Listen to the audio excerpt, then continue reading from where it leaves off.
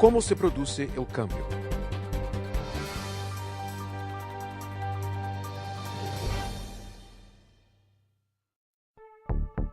Se usted observa la dinámica del cambio, se dará cuenta que cada cambio se produce tras realizar dos pasos fundamentales.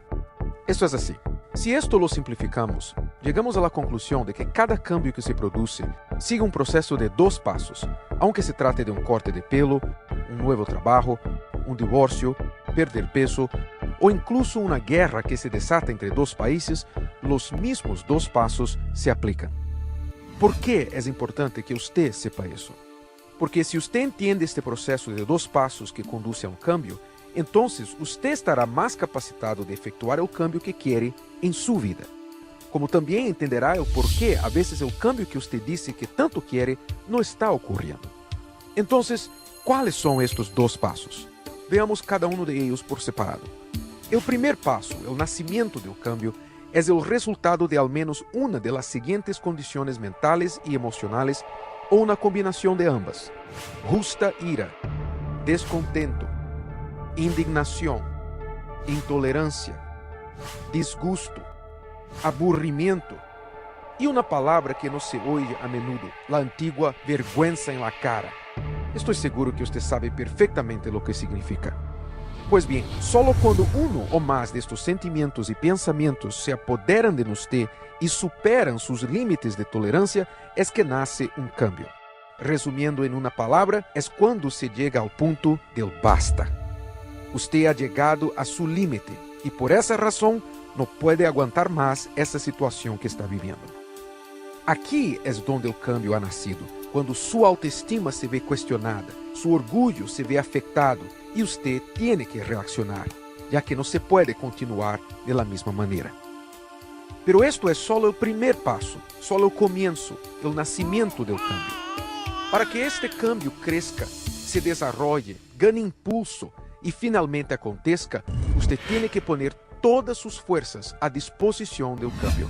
¿Por qué? Pues bien, porque cada cambio encuentra resistencia y cuanto más grande el cambio que se desea, más resistencia hay en contra de él. Usted encuentra resistencia hasta incluso en pequeños cambios, como por ejemplo, cuando usted se da cuenta de que necesita cortar su pelo.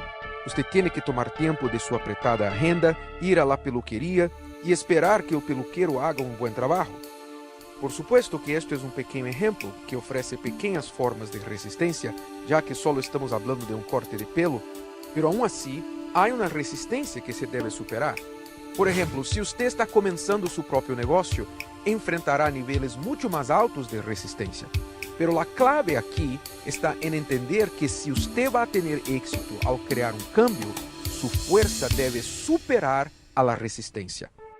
Por lo tanto, el segundo paso para cambiar consiste en permitir que su enfado, su enojo, su vergüenza empleen toda su fuerza. Es necesario que usted ponga todo lo que tiene a disposición de estas energías y a continuación vaya hacia adelante.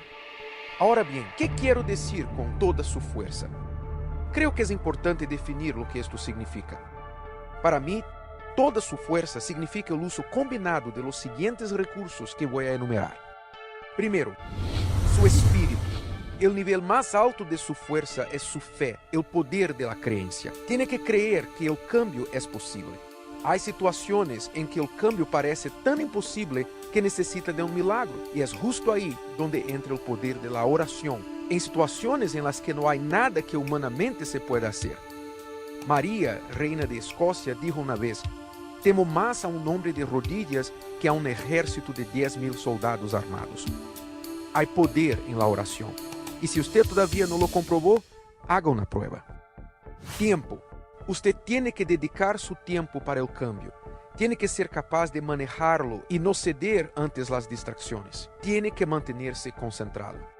Su mente. En este punto me refiero a sus ideas. Usted debe generarlas y preguntarse constantemente: ¿qué es lo que puedo hacer para provocar este cambio?